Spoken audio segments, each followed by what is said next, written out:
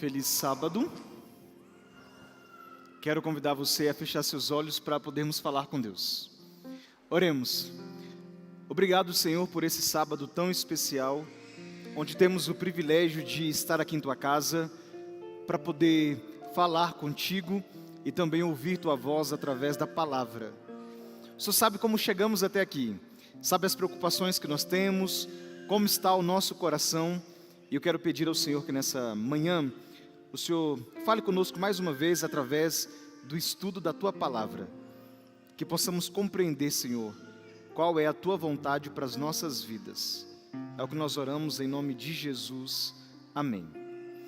Fiquei muito feliz de saber que semana passada a FAD Minas teve o EJC. Quem participou do EJC? Deixa eu ver as mãos.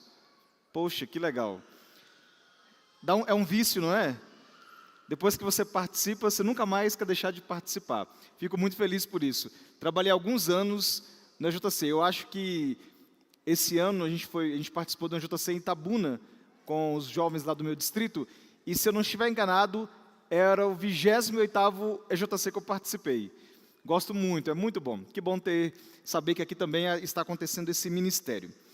Aqueles que não estiveram presentes ontem, deixe-me me apresentar também a você. Meu nome é Tairacon, e vocês já conheceram um pouquinho. Esse é meu nome, por incrível que pareça, Tairacon. E com esse nome eu nunca recebi um apelido. Porque não precisa, gente. Com Tairacon é assim que segue. E você vai acostumando depois de um tempo com isso. Mas eu quero contar para vocês hoje um pouquinho da origem do meu nome, porque isso vai te ajudar a entender algumas coisas dessa semana.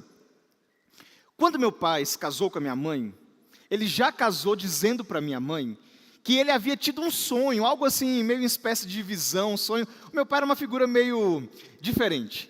E ele queria que os filhos dele, ele falou que teria 2 filhos, ele queria que esses filhos tivessem um nome diferente. E aí, minha mãe casou, passaram-se alguns anos até ela engravidar, e quando ela engravidou, meu pai então começou uma procura por um nome que fosse diferente e que estivesse à altura da expectativa dele. E aí a gestação foi fluindo, 1º mês, 4º mês, 7º mês, o 8º mês e meus pais ainda não haviam escolhido meu nome. Por uma lástima lá de algum acontecimento, minha mãe entrou em trabalho de parto um pouco mais cedo do que ela imaginava e eu nasci com algumas semanas de antecedência. Fiquei um tempinho na incubadora e eu nasci numa segunda-feira pela manhã, às 7 horas da manhã. Fui para a incubadora e não tinha nome. E eu precisava sair do hospital registrado.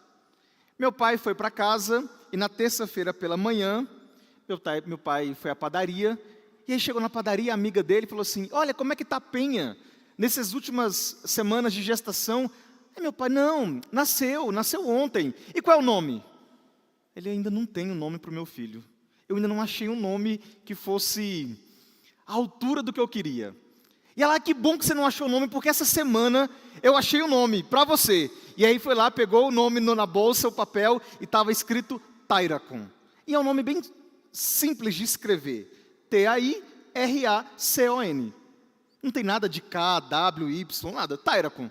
Meu pai olhou e falou assim, Tairacon, porque é uma outra possibilidade. Gostei. Convenceu minha mãe e eu me tornei Tairacon. Primeiro problema, minha avó não sabe falar Tairacon. E aí queriam colocar, aí fizeram um nome composto, para não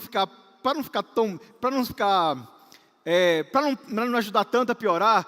Aí minha avó não sabia falar Tairacon, na minha família quase ninguém me chama de Tairacon, aí meu nome na minha família ficou assim, Tairacon Robert, é um nome composto. E aí meu apelido de infância era Robinho. Eu só descobri que eu era Tairacon quando eu fui para a escola. E aí lá na escola, olha que surpresa, meu nome é Tairacon. E aí eu descobri, e a partir de então, Tairacon se tornou o nome que me define. Agora, você imagina, eu já há um ano atrás, eu não sei agora de um ano para cá se mudou, mas até um ano atrás eu já tinha procurado, na época, Orkut, Instagram, todas as redes sociais, e eu nunca encontrei uma outra pessoa chamada Tairacon. Talvez de um ano para cá possa existir aí, não sei. E como não é um nome assim comum, conhecido, eu até imagino que isso não seja um nome, de fato, não tinha um significado. E aí meu pai pensou assim, como é que meu filho vai ter um nome desse sem um significado? Já sei, vou criar um significado para esse nome.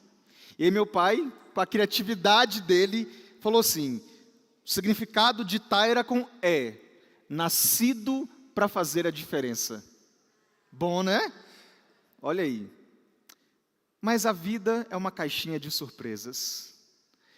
Você sabe que quando você tem alunos na sua vida, aluno não é gente.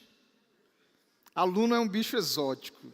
Eu era muito próximo dos meus alunos do terceiro ano, e aí um dia cheguei na sala de aula, dei minha aula e tal, aí daqui, finalzinho da aula, os alunos falaram assim, professor, a gente quer te mostrar um vídeo. Eu falei, um vídeo? Não era apresentação de trabalho, não tinha nada assim, não tinha nenhum evento próximo. Você sabe que a gente tem que ficar muito esperto. Eu falei, mas me garantam que não vai ter nada de ruim nesse vídeo, que ele é apropriado para passar aqui na sala de aula? Não, professor, a gente garante. E aí, queridos, eu assisti aquele vídeo e aquele vídeo mudou minha vida. Eu nunca mais fui a mesma pessoa depois de assistir aquele vídeo. Ficou curioso? Quero mostrar esse vídeo para você. Sua vida também vai mudar. Você nunca mais vai ver as coisas do mesmo jeito. Olha o vídeo que os meus alunos me mostraram. Opa. Espera aí.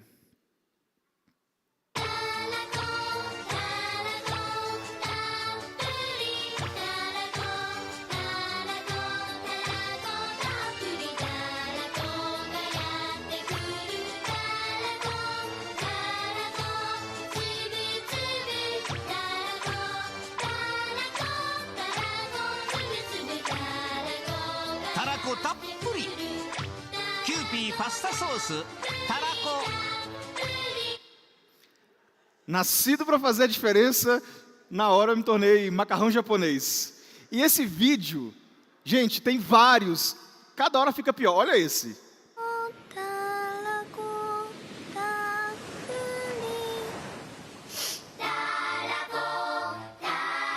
Vê se não dá pesadelo.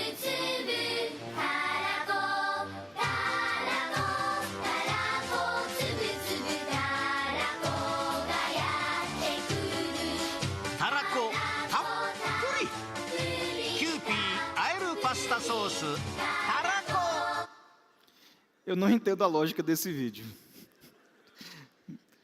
E aí, minha vida nunca mais foi a mesma depois desse vídeo. Agora, eu prefiro ser chamado de Tairacon e entender que o significado do meu nome é igual ao que meu pai escolheu para mim, nascido para fazer a diferença. E aí, quando eu me tornei pastor, eu sempre, antes de me tornar pastor, eu já orava a Deus, Deus, me ajuda onde eu estiver a fazer a diferença. E todas as vezes que eu chego num lugar novo para trabalhar, eu peço a Deus, Deus, o Senhor me trouxe para esse lugar, então me ajuda a fazer a diferença aqui onde eu estou.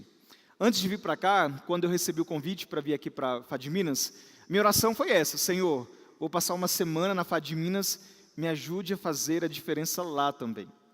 E aí quando eu fui para a escola, para o CAUF, o Colégio Adventista de Lauro de Freitas, eu passei 3 anos lá. E depois de 3 anos, eu fui para o distrito, lá em Vilas do Atlântico.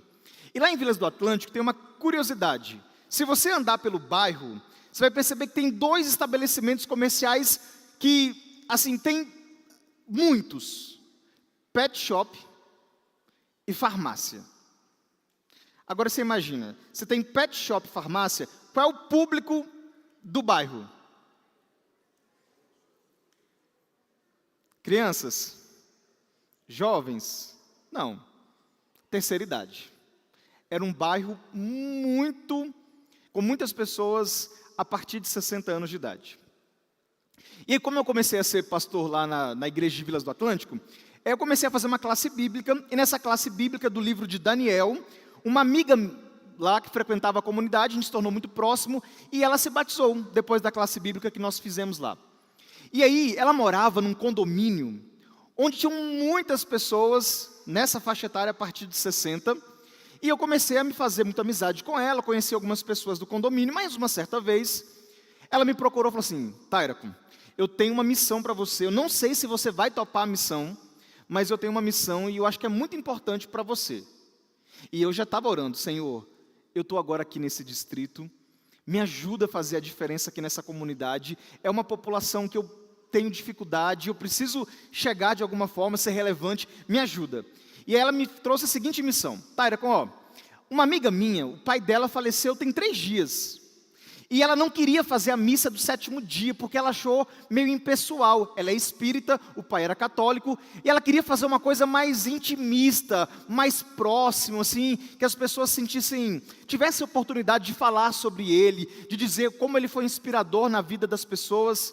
Você topa fazer a missa do 7º dia dele? Eu falei: topo, bora. Agora, eu não vou conseguir fazer a missa, mas eu faço naquele estilo americano, pode ser?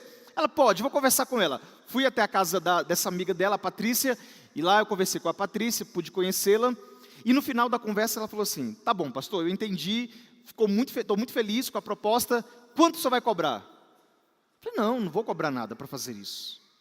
Ela ficou em choque. Você é um pastor e não vai cobrar nada para fazer a missa do 7º dia do meu pai? Eu falei: não, eu sou pastor da igreja adventista, a gente não cobra para fazer esses rituais e cerimônias. Ela ficou feliz, e aí, no 7º dia, era um sábado à noite, nós fizemos a cerimônia. Lá tivemos um momento, nós conversamos, tivemos um momento de falar, e eu tive o prazer de falar da esperança que nós temos na ressurreição. Mas o que foi mais curioso, é que depois daquele momento, quando chegou a hora de ir embora, e as pessoas começaram a ir embora, várias pessoas chegaram para mim e falaram assim: olha, quando eu morrer, eu quero que você faça a minha cerimônia. Ok? Falei: ok. E não é que aconteceu, como era uma faixa etária mais avançada, naquele condomínio, gente, eu fiquei 3 anos em Vilas do Atlântico. Em 3 anos lá, eu fiz quase 30 funerais. Sério. Para você ter noção, eu tinha o contato no meu telefone dos funcionários do cemitério, Bosque da Paz. Eu já ligava assim, já mandava, por exemplo, Amanda, que é o nome da menina que trabalhava lá no crematório.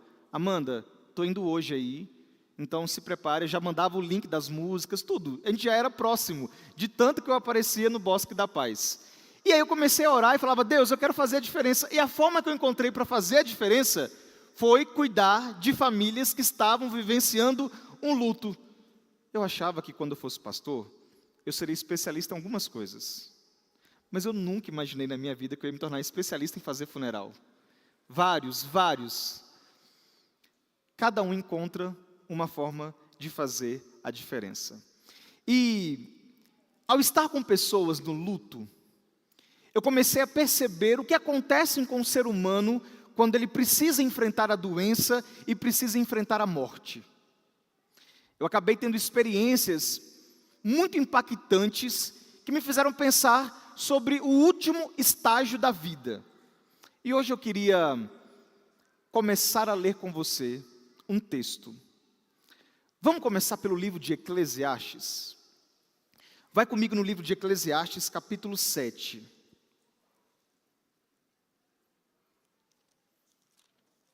Eclesiastes, capítulo 7, versículo 1 e 2. Eclesiastes, capítulo 7, versículo 1 e 2.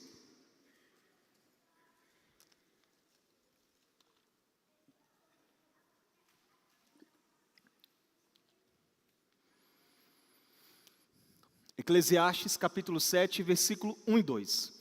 Esse texto, esse é um dos textos mais difíceis de serem compreendido, na minha opinião. Eu estava fazendo a disciplina de livros poéticos na faculdade, quando eu tive acesso a esse texto. Antes eu não tinha lido e me atentado a esse texto. E quando eu li esse texto, eu não entendi o que Salomão queria ensinar com ele. E diz assim: melhor é a boa fama do que o unguento precioso, e o dia da morte é melhor que o dia do nascimento. Eu já não entendi aí. Versículo 2: melhor é ir à casa onde há luto do que ir à casa onde há banquete, pois naquela se vê o fim de todos os homens e os vivos que o tomem em consideração.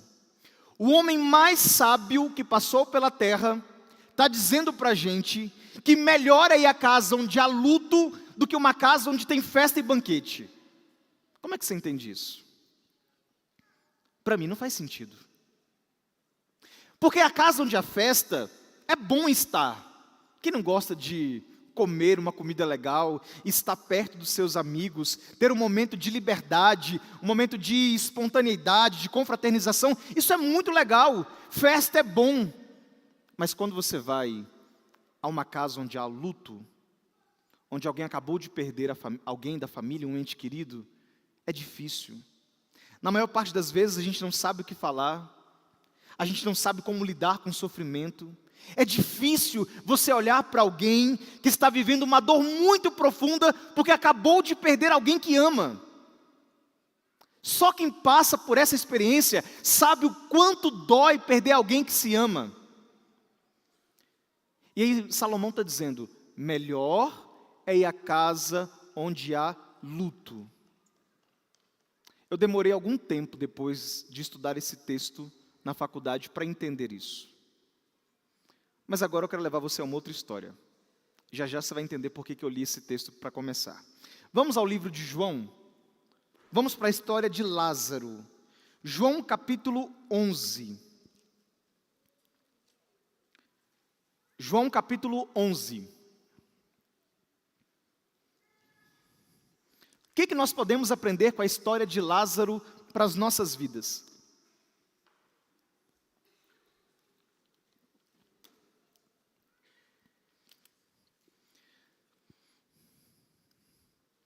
João capítulo 11, vamos começar com o versículo 1.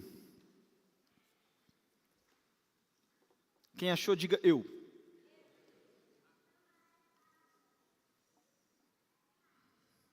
Só esperar mais um pouquinho enquanto todo mundo baixa. João capítulo 11, versículo 1. Quem achou, diga eu. Maravilha. Olha o que diz o versículo 1 do capítulo 11 de João. Estava enfermo quem? Lázaro. Lázaro de Betânia, da aldeia de Maria e de sua irmã Marta. Olha a configuração familiar de Lázaro. Lázaro, Maria e Marta. E Lázaro estava muito doente. E as irmãs começaram a ficar meio desesperadas, porque elas tentaram, eu imagino, algumas coisas, e Lázaro não melhorava. Elas deram dipirona, elas deram talvez um outro medicamento ali, ou um chá, alguma coisa que elas soubessem o que poderia ajudar. Foram tentando, levaram ao médico, e no final de tudo, Lázaro não melhorava. A situação de Lázaro, a cada dia que passava, ficava mais delicada. E quando você tem alguém que você ama, e você percebe que essa pessoa está muito enferma, no nível crítico, queridos, é uma sensação muito ruim, de muita angústia, de ansiedade, porque chega um momento na vida da gente, que nós não temos o controle das coisas, e perder o controle das coisas é desesperador.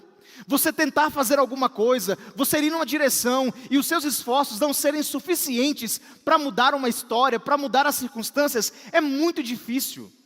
É desesperador não ter o controle das coisas e saber que tem coisas que não dependem de nós. Marta, Maria olhavam para Lázaro e o coração ficava apertado. E foi nessa hora que elas pensaram: se as coisas não estão dando certo, nós precisamos chamar alguém que pode nos ajudar. E quem elas chamaram? O versículo 3 diz que mandaram, pois, as irmãs de Lázaro dizer a Jesus: Senhor, está enfermo aquele que amas, a quem amas. Eu acho essa mensagem muito curiosa. Você não acha também, não? Olha que interessante. As irmãs falaram assim: vamos chamar Jesus? Porque Jesus pode resolver os nossos problemas. E o que é mais curioso é que elas dão assim, um adendo nessa mensagem. Senhor, Lázaro está doente, mas lembrem de uma coisa. Lázaro é aquela pessoa a quem o Senhor ama. Elas fazem questão de chamar a atenção de Jesus para o fato de que Lázaro é amado pelo Senhor. E eu acho essa história muito interessante porque mostra para a gente que muitas vezes, no desespero, é o tempo que a gente se lembra de Jesus. Eu não sei se você já passou por isso, mas eu convivi com muitas pessoas e é muito comum a gente se lembrar de Deus no momento em que a nossa vida perde a direção. Quando nós ficamos perdidos, desorientados. E geralmente, para Deus fazer o nosso milagre, para Deus mudar a nossa história, a gente tenta impressionar Deus e pedir a Deus que faça alguma coisa por nós, e a gente tenta mostrar para Ele o quanto nós somos dedicados, o quanto nós somos fiéis a Ele. Deixa eu ver se você já passou por essa experiência. Alguém já ficou de recuperação e falou assim, Deus, aí começa a orar, começa a ir para a igreja, começa a ler a Bíblia, e fala, Deus, se eu passar nas provas finais, eu prometo que ano que vem eu faço diferente. E enquanto está naquela ansiedade, naquela angústia, está ali lendo a Bíblia, está ali orando mais, acorda cedo, vai para a igreja, sem o monitor chamar, sem o preceptor passar no quarto. Às vezes nós ficamos tão angustiados, que nós tentamos barganhar com Deus e falar assim, Deus, faça o milagre que a gente precisa. O meu irmão é uma pessoa muito engraçada. E eu acho muito curioso, assim, durante muitos anos, como meu irmão lidava com Deus. É uma pessoa por quem eu oro frequentemente. E meu irmão era assim, ele tentou uma vez ser bombeiro. E o bombeiro tinha 2 etapas na seleção. Uma prova de conhecimentos e uma prova de resistência física. E meu irmão passou na primeira prova, ele foi muito bem no segundo teste e ele perdeu na última etapa do teste físico, que era a barra. Ele não conseguiu fazer a barra. Ele falou assim, vou tentar outra vez. Quando lançava o edital, até a prova, pensa como meu irmão se tornava uma pessoa crente. Meu irmão não era muito de ler a Bíblia, mas na época do edital, lançava o edital, pronto. Meu irmão já ligava, eu quero uma Bíblia. E aí às vezes eu dava minha Bíblia para ele, já dei algumas Bíblias para o meu irmão, para ver se estimulava, vai lá, quem sabe que nessa oportunidade, e aí eu via meu irmão lendo a Bíblia, orando, ele parava de fazer algumas coisas que ele achava que não devia fazer, naquele período, e aí fazia a prova, na esperança de que recebesse o milagre. E depois que passava a prova, o que acontecia com ele de volta? Voltava para o mesmo jeito. Será que você também vive essa religião? Quando as coisas apertam, você fica próximo de Deus? Será que você vive uma fé que ela só existe quando as coisas apertam para o seu lado? Será que você tem ido à presença de Deus só quando a sua vida perde a direção? Se você está fazendo isso, posso dizer uma coisa muito séria a você? Você está perdendo a oportunidade de viver uma experiência muito profunda com Deus. Porque Deus não quer entrar como um homem que resolve seus problemas. Ele quer ser seu Deus. Ele quer conduzir sua história. Ele quer andar com você nos momentos bons, nos momentos difíceis. Mas a história bíblica diz que Lázaro, versículo 6, quando Jesus soube que Lázaro estava doente, ele ainda se demorou 2 dias no lugar onde ele estava.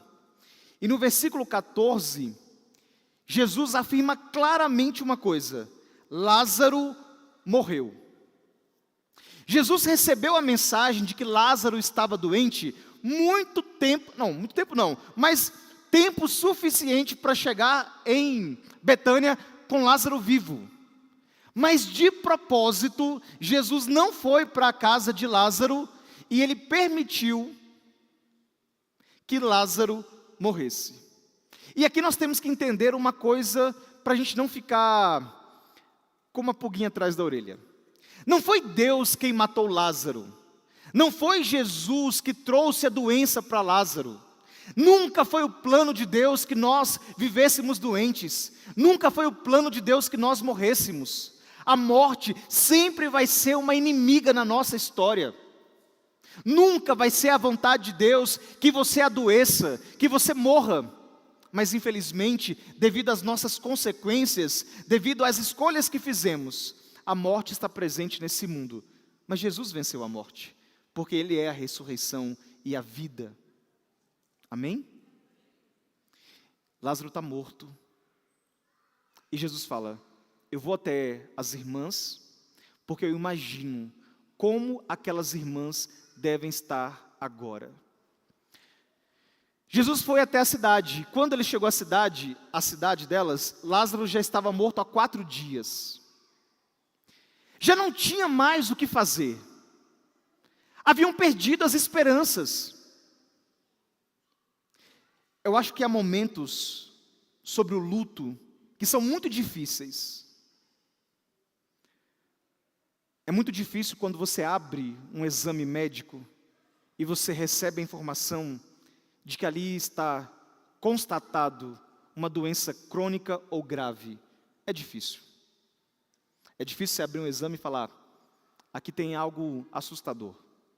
Quem já passou por isso sabe como é difícil.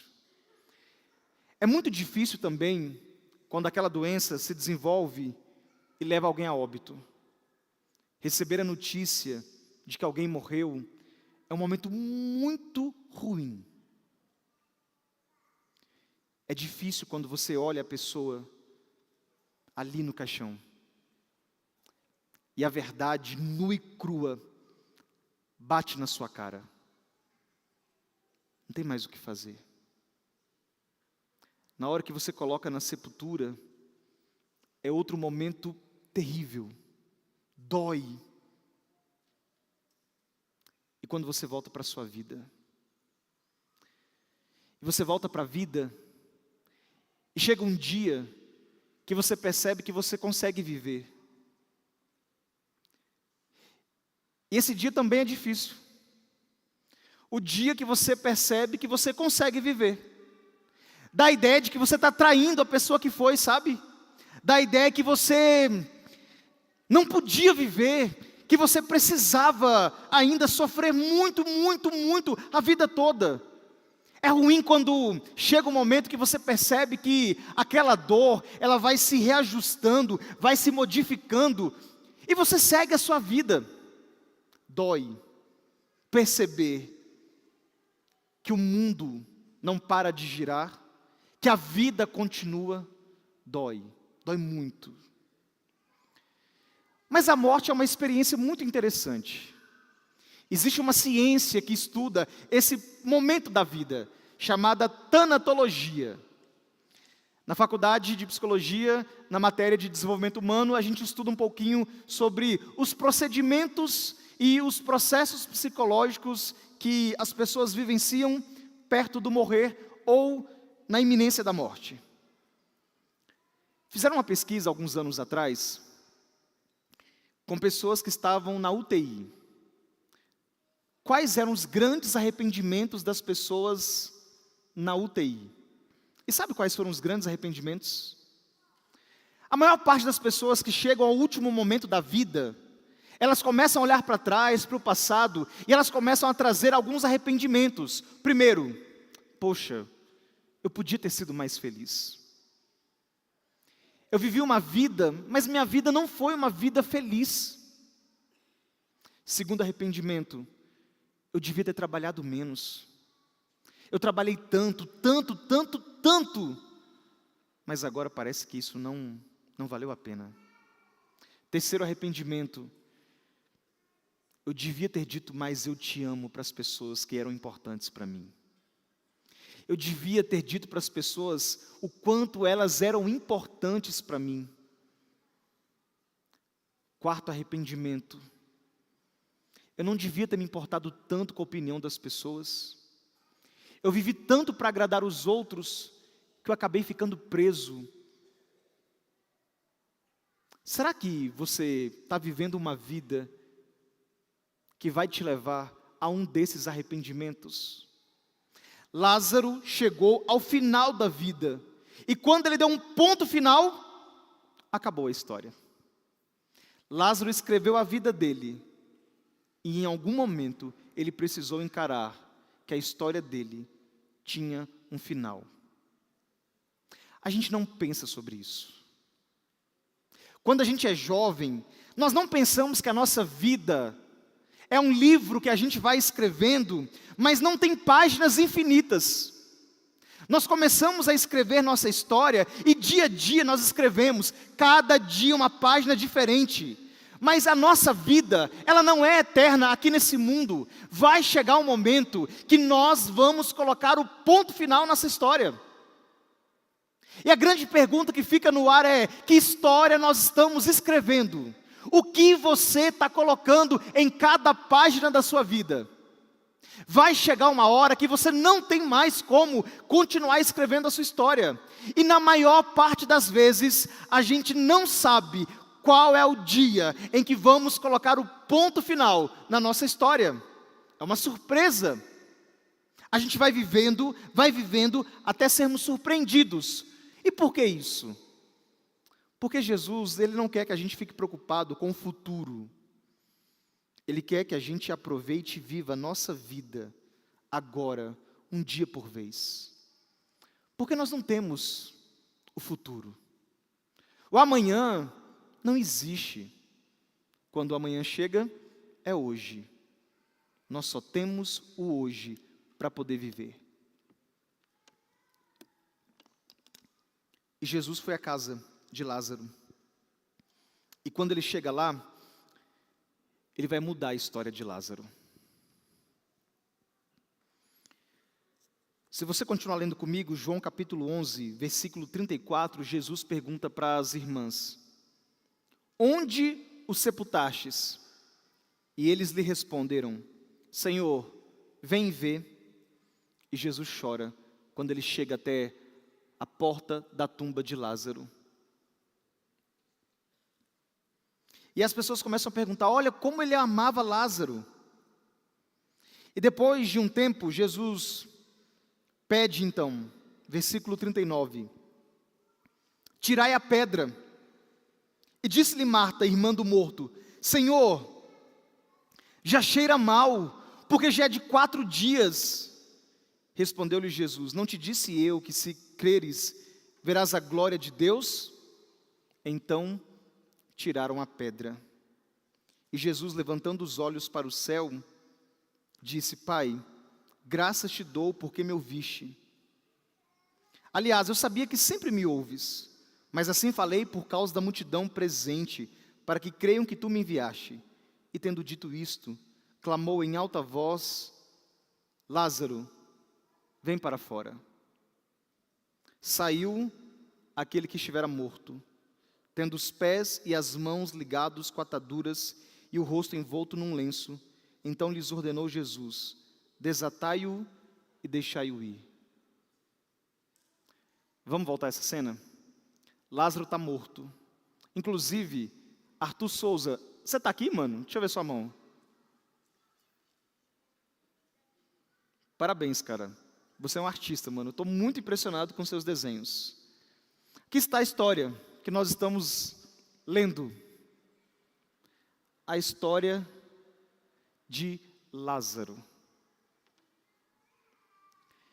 Lázaro estava morto. Lázaro estava na escuridão. Lázaro estava na podridão, no interior da tumba. Quando Jesus chega até a porta da tumba e em alta voz fala: Lázaro, saia dessa condição que você está, da condição de morto, e venha para a vida. E Lázaro, ao ouvir a voz de Jesus, e só pelo poder de Jesus, Lázaro sai daquela condição, se levanta, sai da tumba, e agora ele está vivo. Um spoiler do que Jesus vai fazer com a gente às vésperas, à porta da eternidade. Mas agora Lázaro se levanta e ele ganhou novamente uma outra oportunidade para viver. Jesus entrega novamente a caneta nas mãos dele e fala assim: Lázaro, você colocou um ponto final na sua história, mas agora eu estou te dando uma nova oportunidade, a oportunidade de continuar escrevendo a sua história. Mas lembre de uma coisa: se não fosse por mim, se não fosse pela minha voz, se não fosse pelo meu desejo, você não teria essa oportunidade. A vida que você está vivendo agora, ela não é mais sua, ela pertence a mim. Foi eu que a dei a você, mais uma vez, para você aproveitar a oportunidade que você tem. Mas eu queria aplicar isso agora de uma forma diferente, porque pior do que morrer fisicamente, é você morrer espiritualmente ainda, enquanto você está vivo. E talvez eu esteja falando para pessoas aqui nessa manhã, que estão mortas espiritualmente. Você sabe a diferença entre alguém vivo e alguém morto espiritualmente? A diferença, ela é muito simples entre alguém que está vivo e morto espiritualmente. E para isso é só a gente lembrar daquela história que Jesus contou sobre a videira. Vida é quando nós estamos conectados em Jesus. Vida é quando nós permanecemos em Jesus. Na medida em que você escolhe se desconectar de Jesus, automaticamente você está morto espiritualmente. Os sinais da morte espiritual podem aparecer talvez um tempo depois, mas na hora que você se desconecta da videira de Jesus, automaticamente você está morto espiritualmente. Um autor uma vez falou que nós temos duas vidas. E a segunda começa quando nós entendemos que nós só temos uma única oportunidade para viver. Pegou? O autor disse que nós temos duas vidas. E a segunda começa quando nós entendemos que nós só temos apenas uma única oportunidade para viver a nossa vida. Lázaro teve uma segunda oportunidade. Mas não são todas as pessoas que têm essa oportunidade. Mas Jesus, Ele dá uma oportunidade para a gente viver uma nova vida, para aqueles que estão morrendo espiritualmente, para aqueles que estão escolhendo se desconectar de Jesus. Tem muita gente que está morta, na escuridão, sem luz na vida, sem esperança, sem brilho, sem a presença de Deus. Tem muita gente numa vida de podridão. Os vermes do pecado estão fazendo a festa, longe de Deus, desconectados da vida, zumbis andando por esse mundo, longe de Deus. E Jesus fala: eu quero dar uma nova vida para essas pessoas que estão mortas. Eu quero que elas saiam da condição que ela está e venham de fato para a vida. E para você sair da condição que você está, duas coisas. Número 1, ouvir a voz de Deus. Para a gente ser ressuscitado espiritualmente, não tem como a gente viver uma vida para Deus sem ouvir a voz de Deus, sem ouvir a palavra. Não tem condição. Para a gente ter vida, nós precisamos ouvir a voz de Deus, e ela sempre vai convidar a gente para sair de onde nós estamos e caminhar em direção a Ele. Em outras palavras, Ele está dizendo para Lázaro: sai da sua história, de onde você estava, e vem para mim. Saia da escuridão, saia da podridão e venha para a luz. Venha na minha direção, venha para mim. Para a gente ter vida, nós precisamos ouvir a voz de Deus e correr em direção a Jesus e falar assim: Senhor, obrigado pela oportunidade que o Senhor me dá. Ontem nós estudamos e vimos que Jesus tomou o lugar de Barrabás. Tomou o lugar de Barrabás e entregou a vida por ele. E Barrabás, ele agora saiu ali, um homem que estava para ser morto, e ele saiu com vida, com direito à vida. Eu queria muito que Barrabás estivesse no céu, porque Barrabás, ele é o exemplo perfeito de alguém que viveu, porque Jesus morreu por ele. E com Lázaro eu aprendo que essa nova vida que Deus nos dá tem que ser uma vida de luz, tem que ser uma vida longe da podridão. Você imagina Jesus chamando Lázaro, vem para fora, e Lázaro, não, vou ficar aqui, melhor. Você imagina isso? Jesus chamando Lázaro, vem para fora, sai dessa condição, e Lázaro fazendo birra, não, é melhor ficar aqui. Aqui no túmulo está melhor, aqui nessa escuridão está melhor, aqui nessa podridão está melhor. Faz sentido? Não faz sentido nenhum. Mas você sabia que tem muita gente que está vivendo assim, e escolhendo ficar na morte, quando Deus está convidando para a vida? Jesus está olhando para você hoje, falando assim: você tem uma vida linda pela frente, você tem um livro lindo ainda para ser escrito, mas entenda que quem lhe deu esse livro, e quem colocou a caneta nas suas mãos, é o próprio Deus. Esse livro não é seu, esse livro é de Deus, mas Ele é tão misericordioso que Ele permite que a gente escreva a nossa história. Mas a melhor forma de escrever a nossa história é escrevendo uma vida de luz, de pureza, ao lado dEle.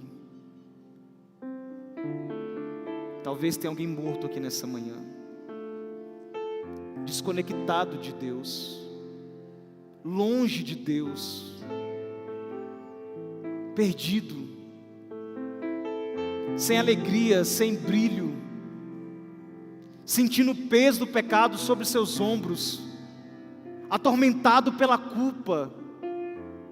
Alguém que deveria viver na felicidade, alguém que deveria viver radiando de alegria, talvez não esteja vivendo a plenitude que Deus te convida a viver. Hoje é dia de você ouvir a voz de Deus te convidando a sair dessa situação. E hoje é o dia de você correr em direção a Jesus e falar assim: Senhor, eu vou viver minha vida agora para o Senhor, toda ela para Ti. Eu quero que o Senhor escreva um final feliz na minha história. Na hora que chegar a hora de dar o ponto final, eu vou descansar em paz, porque vai ser só uma pausa, porque eu vou viver contigo para sempre na eternidade. Aqueles que vivem com Jesus, se chegar a hora de dar o ponto final aqui, fique em paz, porque Jesus vai te chamar novamente para continuar escrevendo uma vida toda ao lado dele na eternidade. Quem precisa pedir a Deus uma nova oportunidade para viver? Quem precisa hoje falar assim: Deus, eu entendi que eu preciso continuar conectado contigo e escrever minha história ao teu lado. Eu preciso seguir, correr na direção do Senhor para uma nova vida, uma vida toda para o Senhor. Quem precisa de pedir isso para Deus, levante sua mão. Mas eu quero ser mais ousado hoje. Hoje eu quero orar, especialmente para aqueles que têm coragem de assumir publicamente que correm para Jesus. Quando Lázaro saiu da tumba para uma nova vida, não foi no silêncio, não foi só entre ele e Deus essa história. Ele fez isso diante de uma multidão que ficou perplexa ao ver uma nova pessoa, uma nova história, uma nova decisão, uma nova oportunidade. E eu quero que essa manhã a gente reproduza a mesma experiência de 2000 anos atrás. Eu quero correr em direção a Cristo, e eu quero que as pessoas entendam, vejam a nova oportunidade que Deus está me dando, a nova vida que eu vou escrever ao lado de Deus. E se você quer isso, eu gostaria de convidar você a vir aqui à frente, para a gente pedir isso para Deus, para você demonstrar publicamente, diante dos seus amigos, colegas e irmãos que estão aqui, mas diante do céu, que você corre para Jesus, que a sua vida pertence a Ele, e você vai viver agora para Ele por toda a eternidade, começando agora. Quem vai ser o primeiro a pedir isso para Deus? Maravilha, pode vir. Não tenha medo de ficar no seu lugar, quer dizer, não tenha medo de vir aqui à frente. Você se importaria de vir aqui em cima? Quero orar com você aqui de cima.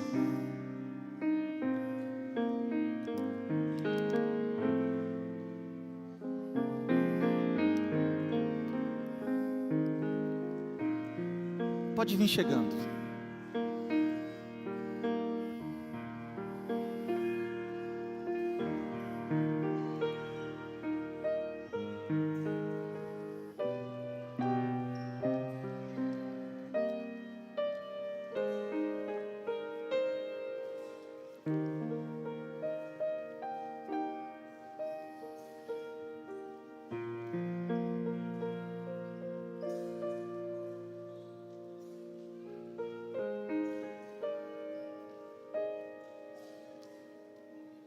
Eu estou orando aqui por você, que precisa vir aqui, pedindo ao Espírito Santo que pregue a você de uma forma que eu não posso fazer. Hoje é dia de novas histórias, nova vida, dia de virar a página e continuar escrevendo uma vida ao lado de Deus. Teria mais alguém que gostaria de vir antes da oração?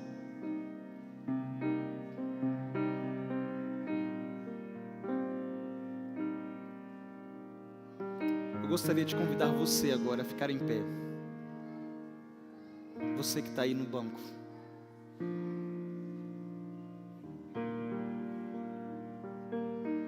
Vamos orar vamos orar a esse Deus e agradecer a Ele pela nova vida que Ele oferece a cada um de nós.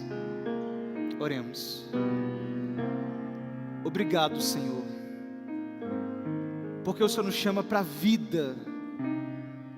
O Senhor nos convida a continuar unido ao Teu lado. Mas muitas vezes, Senhor, enquanto vamos escrevendo nossa história, escrevemos coisas difíceis, Senhor. Às vezes vamos vivendo nossa vida como se nós nunca fôssemos colocar um ponto final. E vamos perdendo a oportunidade de viver toda a nossa vida para o Senhor. E quando entendemos, ó Deus, que a morte é uma realidade, que algum dia isso vai acontecer, a gente precisa perguntar: o que nós estamos fazendo com a nossa vida? E a nossa resposta, nós a entregamos ao Senhor. Obrigado pelo livro lindo, pela caneta para nos ajudar a escrever, mas hoje nós queremos que o Senhor nos ajude a escrever nossa história. A gente vira uma página para começar uma nova história com o Senhor,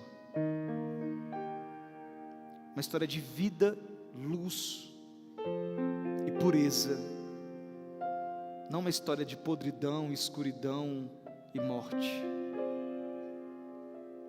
Nós aqui à frente clamamos a Ti, Senhor, nos use, transforme nossa vida, para que o Seu nome seja glorificado, Senhor. Escreve a nossa história, para que o Seu nome seja engrandecido, quando as pessoas olharem para a nossa vida, Senhor. Que a nossa história, escrita pelo Senhor, seja uma demonstração do Teu poder nas nossas vidas e de que vivemos todos os dias para o Senhor. É a nossa oração em nome de Jesus. Amém. Amém. Que Deus abençoe a cada um de vocês e que a gente possa continuar o adorando e o louvando ao longo do restante dessa manhã.